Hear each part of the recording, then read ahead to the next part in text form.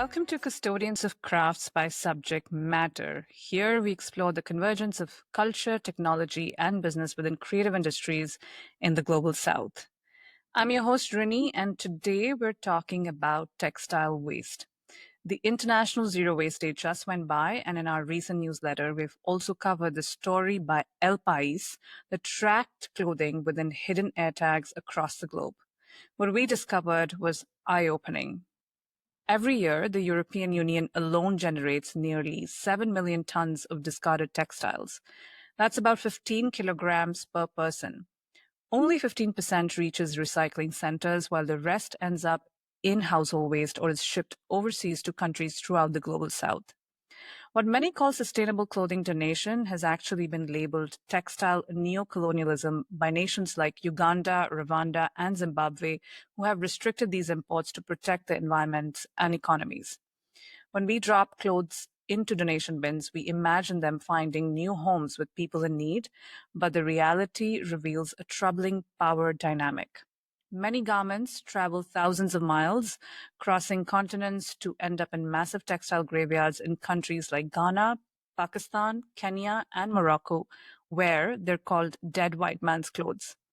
These countries bear the environmental burden of our consumption habits, with mountains of synthetic clothes releasing toxic microplastics that contaminate soil, water, and air, perpetuating a cycle where the global north exports its waste to the global south.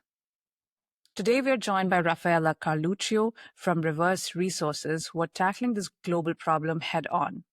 They've built what they call the Uber of textile waste, a digital platform that matches textile waste with optimal recycling solutions. Their work represents exactly the kind of intersection between traditional craft knowledge, technological innovation, and sustainable business models that we celebrate on this show, creating pathways for the global south to transform from waste recipient to circular economy innovator. Over the next 40 minutes, we'll explore how this innovative company is working with major brands like H&M and C&A to transform the textile industry, creating a future where your discarded t-shirt doesn't end up on a beach in Accra, but instead becomes the raw material for tomorrow's fashion. Join us as we entangle the complex global journey of our clothing and discover how technology might finally help us close the loop on textile waste.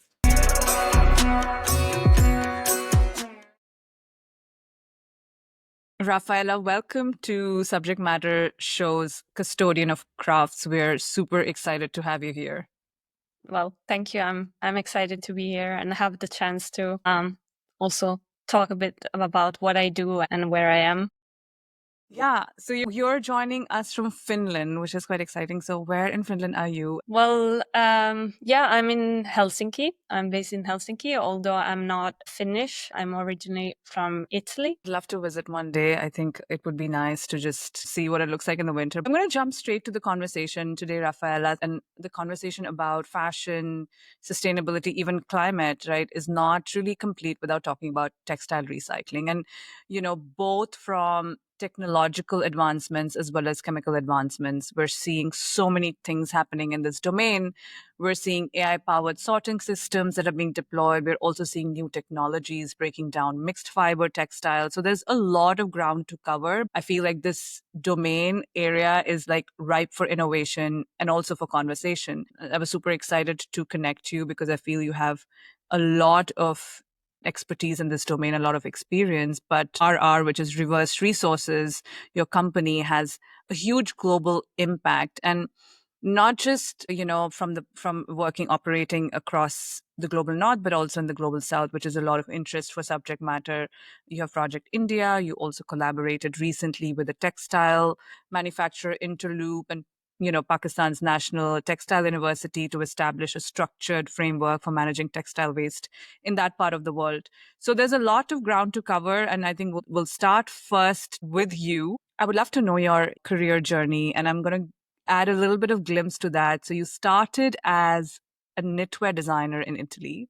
That's correct. Where you're from, and then continued to do your master's in sustainability studies at Aalto University. And it is a very prestigious university because not just is it seventh best in the world in research, but also one of the top technological challenger universities for thinking outside the box, specifically in research, collaboration, funding, and innovation. So, would love to know what passions and interests drove you to pivot from, knitwear design to what you're doing today. Well, I think that since my bachelor studies in Italy in fashion design, I was more interested into how clothes and garments are made and the production side of things rather than the trends and more, I would say, fashion part of it all. I became more and more curious about the impacts the production system have on the environment, on the people working in the supply chains. And during my exchange in the textile engineering university in Lille, when I was doing my bachelor, I took all the courses I could find on corporate social responsibility and ethics, which I found were missing from my university where I was doing my bachelor in Milan. And it was 2015, so it was 2 years after the Rana Plaza collapse. It was only 1 year after fashion revolution started. And it was the same year as the True Cost documentary came out, which was, at least for my generation, was probably the wake up call about the production of fast fashion garments made in Bangladesh or in other manufacturing countries in Asia. So I remembered I was studying in Lille, asking my classmates if they knew what happened in Bangladesh at the Rana Plaza and other environmental disasters happening. Like I remember there was a big case of a river in China turning red because of the dyeing used in I remember the that. production of garments, and nobody knew. Nobody was aware of those impacts. And I believe I sort of brought this interest and deep concern also in my first job. I was working as a designer and consultant for knitwear production. So I was in my day to day collaborating with knitwear manufacturers and spinners. I saw the huge amount of resources that are being just wasted in the process of producing garments. So that's when I decided to continue my studies and move to Finland. And that's what brought me here. Yeah, I applied to different universities, but in the end, I chose to come to Aalto University because it already had 10 years of experience within the course that I was enrolling into. It was already 10 years that it was being taught about applied sustainability. And also what I liked the most about the creative sustainability course was that it was interdisciplinary. So it wasn't focused on design only, it wasn't focused on fashion. So I really expanded a little bit more my understanding of sustainability aspects and application as a whole. And then I applied my own expertise in the fashion industry to sustainability, like, for example, with specific courses or with my master thesis. That's so interesting. I think that's like a huge pivot, but also in just moving into from Italy to Finland, but also changing the pivot to your career. But I also see how that feeds into in terms of design, starting as a knitwear designer into the sustainability studies. And you rightly said, I think Rana Plaza is one of those events. I remember I was in India at that time, and it's very interesting to see that perspective from European point of view because in India, of course, being, a proximity to Bangladesh and also being a manufacturing country ourselves, it was a big conversation around how we are manufacturing. And of course, fashion revolution was born there. And kind of also incited me to start working with Fashion Revolution India at that time. So I can see how our stories are a little bit linked there. And when we talk about recycling, Raffaella, there's a lot of conversation today. I think it's one of the key innovations, like I mentioned earlier, happening in fashion. It's good for the environment, of course, it reduces wastes. We also see that it's an avenue for creating more jobs. But there are some challenges that exist. And so I just want to look at it from the industry perspective, and I will share some numbers which are from the Bureau of Recycling, because globally we see that the textile recycling rates remain relatively low, and there are some significant regional variations though. Like in Europe, we can see approximately 26% of used textiles are recycled as per the Bureau. In China, it's 15% and US is only 12%. Overall, it is estimated that only 20% of textiles are collected for reuse or recycling globally. So let's just take a step back and look at the industry before we jump into our how does this textile recycling actually work today? And I think in that aspect, I would also love to know what you think are the primary obstacles which is preventing a widespread adoption of textile to textile recycling within the fashion industry. Yeah. So, well, allow me to also make a step back in the what we define recycling. I believe that the rates you said 26 in Europe, 50% in China, 12 in the US are basically considering any further use that is made out of textiles, which not always considers textile to or it does consider textile to textile recycling, but not only. So there is a bit of I think, a need for differentiation when we talk about recycling in general, which is basically material recovery. And it has happened everywhere there was fiber or textile production. So we can see that there are recycling hubs and recycling expertise in Italy, for example. We can see there is a well-established recycling system in India, in Bangladesh, in Pakistan, in Turkey as well. But regarding what is actually recycling textiles back into textile products, is much less. So according to the Ellen MacArthur Foundation, recycling of the textile to textile recycling rate in Europe is less than 1%. So we're recycling textiles into other different things. And sometimes, which I'm not sure if this is the case, sometimes also incineration of textile for energy recovery is considered recycling. So I see. what we need to, I would say, first define is what textile to textile recycling is and what is that potential. Because textile to textile recycling, I would say that the main game changing opportunity of this technology is to reduce our need for virgin materials. So recycling cotton fibers to be used again as cotton fibers for textiles reduces the need for growing and processing virgin cotton. And the same works for man-made fibers as well, such as polyester, nylon, and other. Also, the same works for wool, different kinds of wools. So textile to textile recycling is I would say the main technology that is now developing and becoming more and more complex to also tackle more and more complex materials that we have and that we have developed to basically make our clothes. The main challenges in that, I would say that the way we make clothes and the design of garments is not made for circularity, is not yet a friend of recycling technologies. So when we see clothes made with 3 or 5 or 7 different types of composition,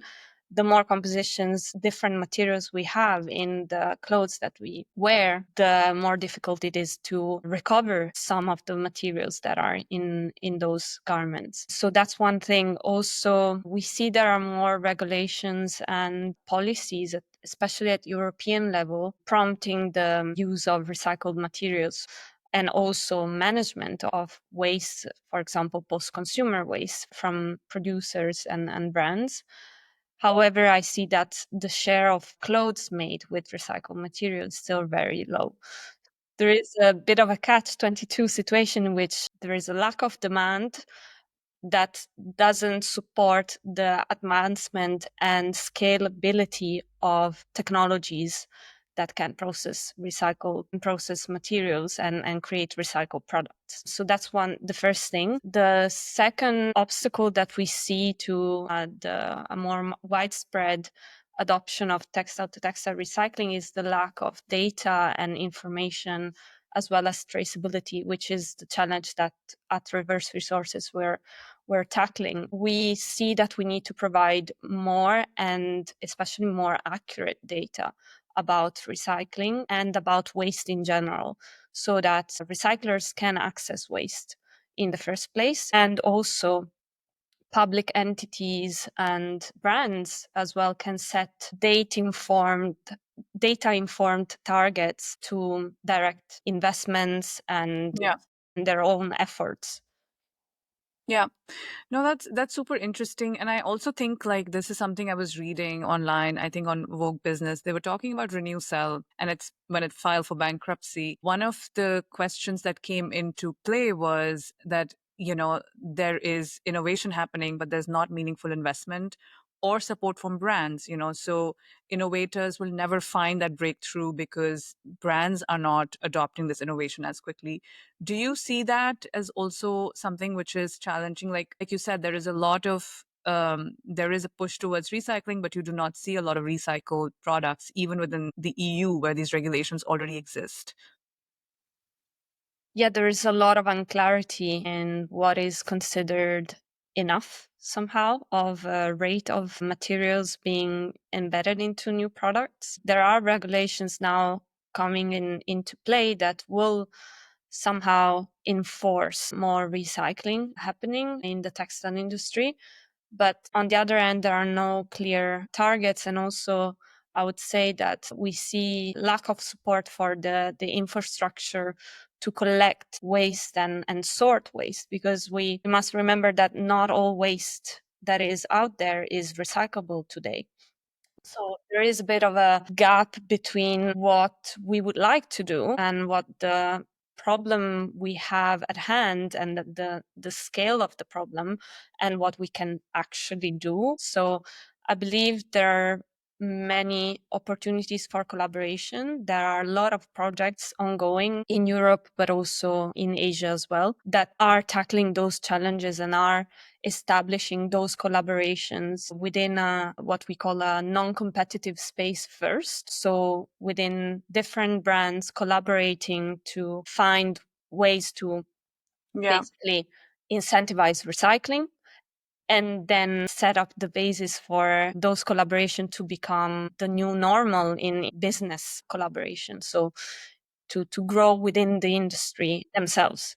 Yeah, I actually really do like how you said like it's non-competitive collaboration, because I definitely think that there needs to be a critical mass of fashion brands and manufacturers who say this is what we're going to do and this is going to be the new status quo. And of course, regulatory structures. We're going to talk a little bit more about all of these things, and I have some follow-up questions, but I think it would be a good time to introduce the technology of reverse resources. And you are a SaaS platform, and I saw it from the website. It says it's like an Uber of textile waste that allows the industry to plan and oversee textile flows end to end, from the source of the waste to recycling, and build the longest circular life cycles for the fibers.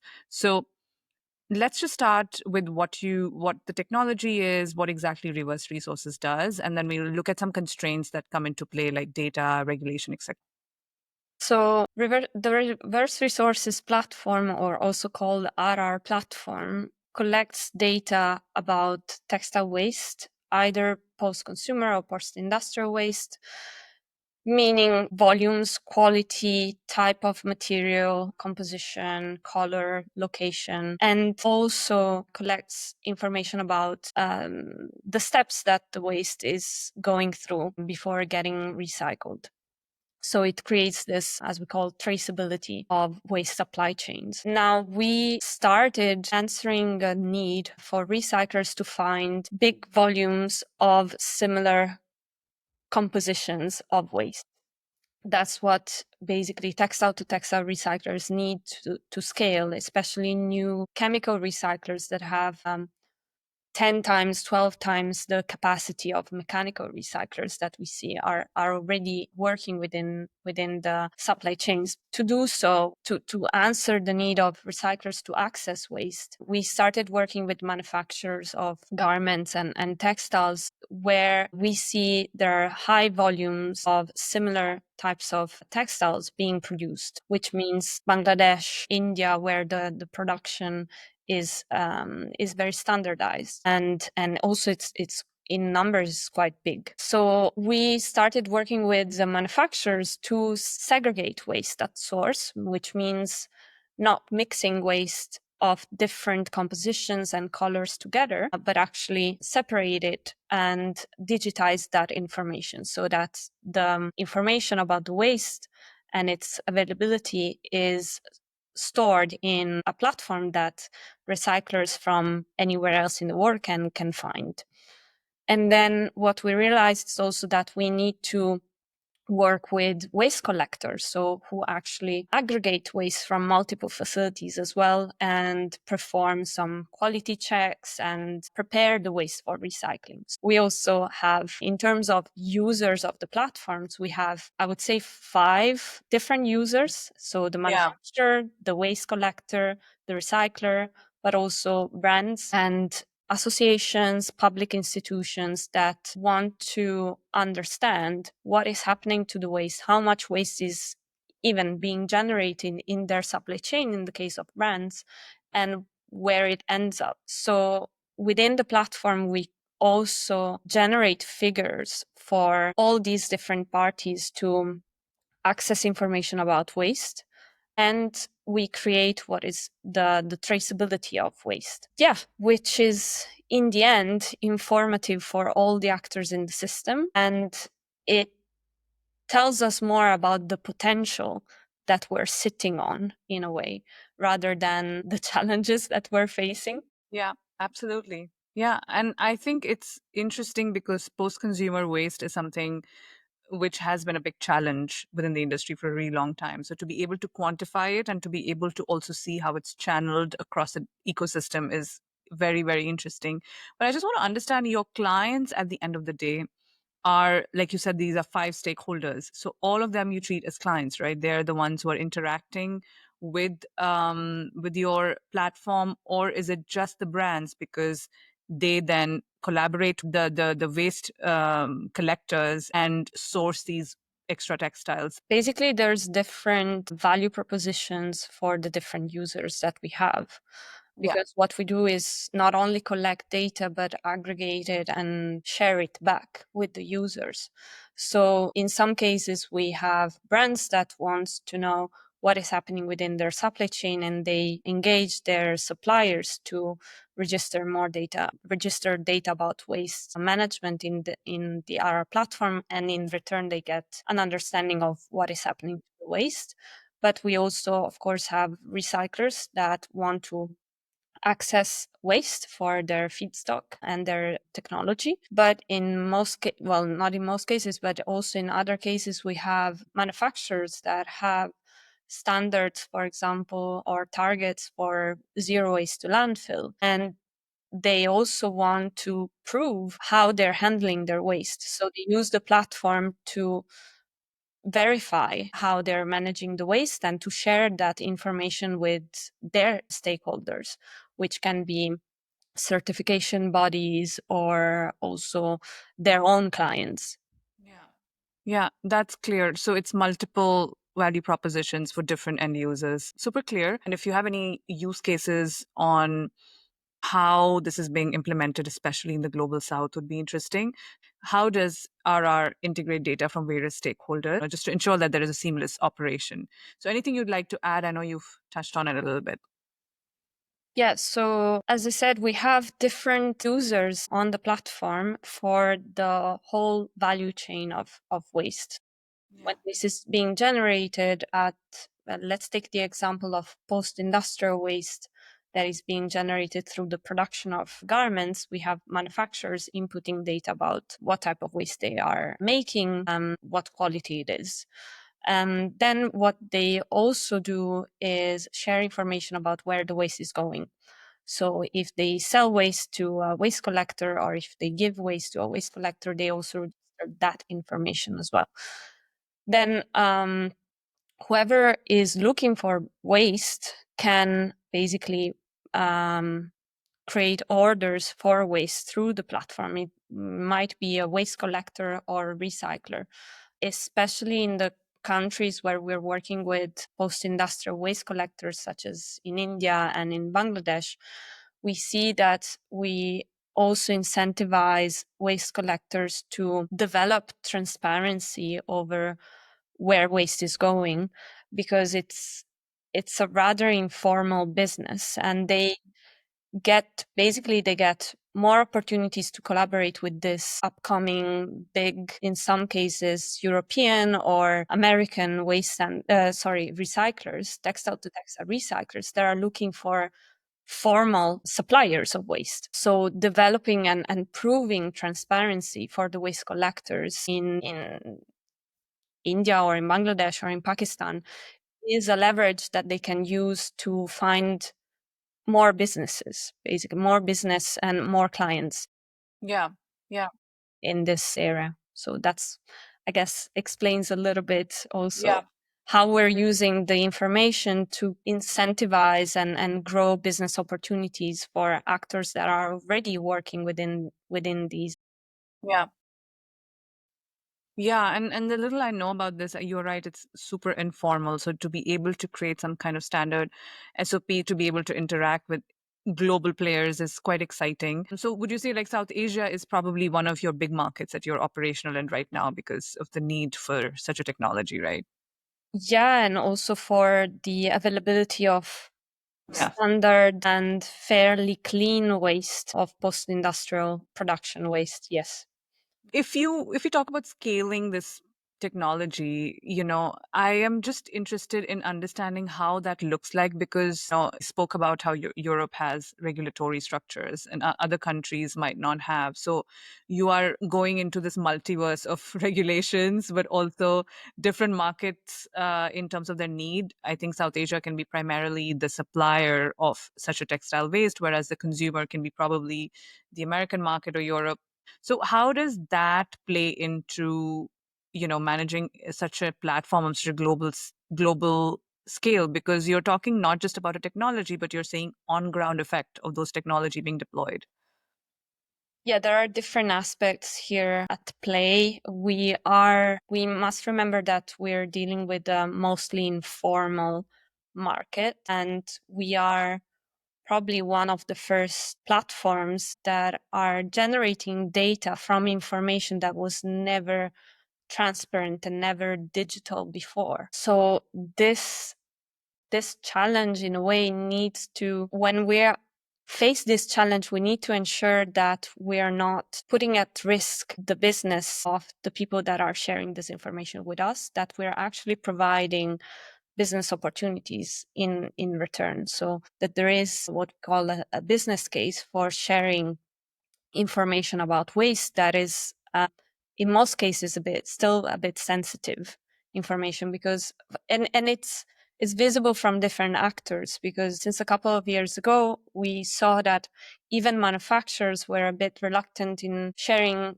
information about their waste with brands, for example, that they're producing for, because of retaliation or in general because of consequences that they Yeah. might face with Yeah. clients in the end. We still see that the price of waste and how much waste is being bought for is a very sensitive topic as well.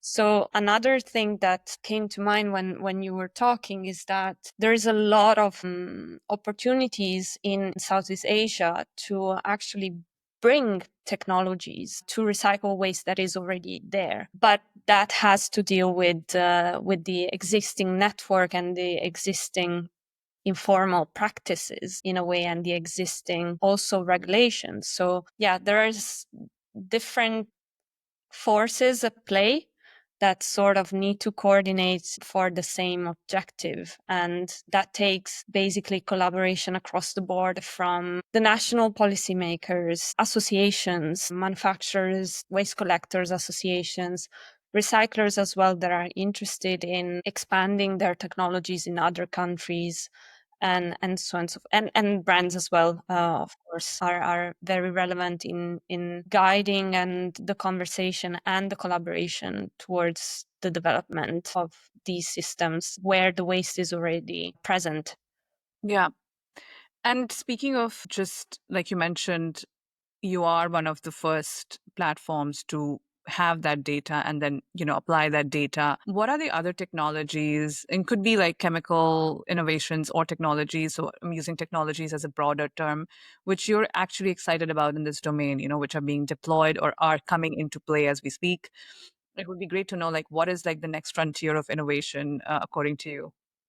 Well, I would say that new research and technology development that is tackling recycling of complex materials and fibers is just fascinating because of the complexity that we reached and the different chemical even differences we find in clothes that are very difficult to process. When I was working in Italy, we looking for recycled wool and cashmere, and that's when I first learned that it's very tricky to. It's very easy to recycle wool when it's mixed with either wool or cellulosic materials, but it's very difficult to recycle wool when it's mixed with man-made fibers. So, for example, we see that there are some research and technology developments in terms of recycling of elastane and polyester, and even just extracting or removing those components from the more valuable material composition. For me, it's very something that I look at, and I'm eager to see how it will be actually deployed in the industry and how soon, because we desperately need something like that. Yeah, and I often wonder why we're doing that. I mean, and that's a different conversation altogether. But like you mentioned, like mohair or like any natural wool mixed with any kind of man-made fiber, there are so many compositions. Specifically, if you look at fashion brands today, as far as I, as a consumer, see, there's very little pure fiber. There's so many blends to, of course, keep costs low primarily. I feel maybe textile education as we see it today probably needs to change as well, in just using more clever blends, if at all. Yeah, and in general, what is at least taught as design for circularity or design for repairability or design for disassembly or all these strategies that we can employ at the beginning of the product construction and the product design itself will support the better management in the end and the Yeah. end of life of those same products. And like you mentioned earlier, I think it's only now that we're starting to see like fashion as a closed loop, or starting to like explore what a closed loop fashion would look like. So I think it's in motion. But we're gonna pivot a little bit towards you again, because we want to talk about, the career that you've taken. And I have a question which is basically how you foresee it in 10 years, but I think 10 years is too far out. In the next 5 years, like I know you're really passionate about this domain, and of course so much of your academic life as well as professional life is dedicated to this. So what goals do you think you would have liked to achieve in the next 5 years within this domain? Okay, well, I don't think I could have foreseen where I am now 10 years ago. So I think it's good to keep it a bit open also to the path that everyone is on, and keep true to the choices that we make and sort of trust that we'll end up somewhere that we like and that we learn every day. In terms of, I would say, achievements, I would say exploring and dive deeper into other areas would be my go-to answer, such as biodiversity and human rights related issues within the same industry would be something that I'm interested into, sort of getting more expertise on, you know.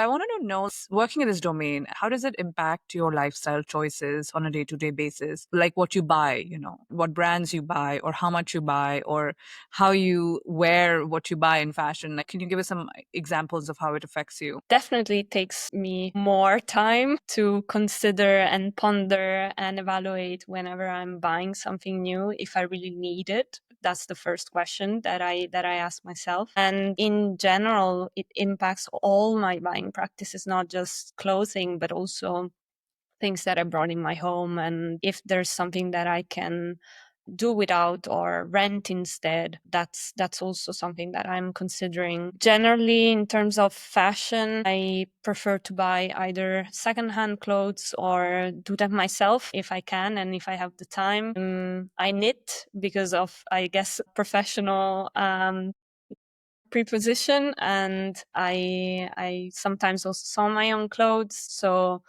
I'm taking more of a experimental approach and not really following trends and trying to buy or create what I really feel suits my own lifestyle and rhythm and needs in the end. So another thing that I consider if I'm buying something, and it's even if I'm buying something secondhand, is the material composition. That's something I always look at. If there is no material, if there is no label on the clothes that I have in hand, is I'm not buying it. So, if someone who's listening is looking at a label, what are the red flags you think you should be wary of, like, or a little bit suspect about?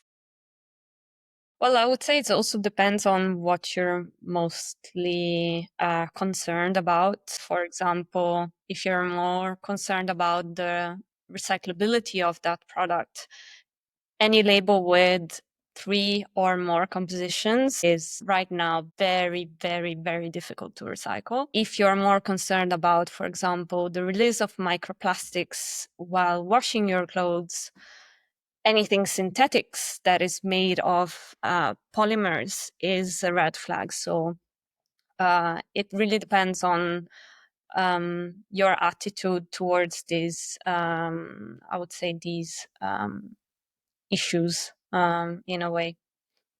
And can we say natural fibers typically are the easiest to recycle? Like, we can make that assumption. In some cases, yes, but we see a lot of development also in recycling polyester and synthetics as well. I would say that in general, like a golden rule would be that any pure composition is easier to recycle, not really differentiating between natural and man-made.